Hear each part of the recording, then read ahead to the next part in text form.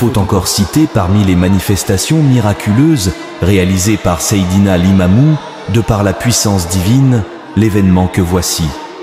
Lorsque son appel fut connu et que beaucoup d'individus le rejoignirent, ses compatriotes jaloux de ses dons divins dressèrent contre lui les Blancs. Ils racontèrent à ces derniers que Limamou est suivi par un grand nombre d'adeptes, que Limamou possède des sabres, des fusils, des lances qu'il cache chez lui. Ils racontèrent aux Blancs beaucoup d'autres choses qui étaient de nature à troubler l'esprit des colons français.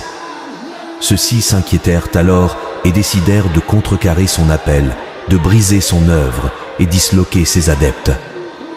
Ils se concertèrent sur ce qu'ils devaient faire contre Seydina Limamou: l'arrêter, le tuer ou l'envoyer en exil comme ils avaient déjà fait à des hommes de Dieu. Deux Blancs parmi ceux qui furent au courant des préparatifs parlèrent de ces projets en conversant avec un commerçant, parent de Limamou, du nom de Degaï Diagne.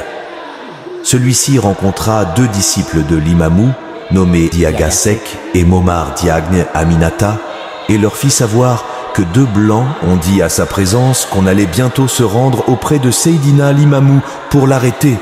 « Allez vers lui et informez-le, leur dit-il. » Les deux adeptes de Limamou quittèrent Rufisque vers le milieu de l'après-midi et arrivèrent à Yoff dans la nuit. Le village dormait. Ils se dirigèrent vers la petite porte de la maison. Limamou les attendait là. Dès qu'ils arrivèrent à lui, il leur dit: « Vous êtes venus me voir à propos du projet secret des 4. » Ils lui répondirent que le projet secret qui les amène était plutôt l'affaire de 3 personnes seulement.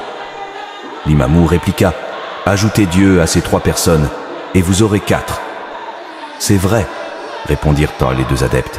Dieu l'a affirmé dans le Coran où il dit: « 3 ne se concertent sans que Dieu ne soit le 4e, ni 5 sans qu'il soit le 6e, ni un nombre plus petit, ni un nombre plus grand sans qu'il soit présent. »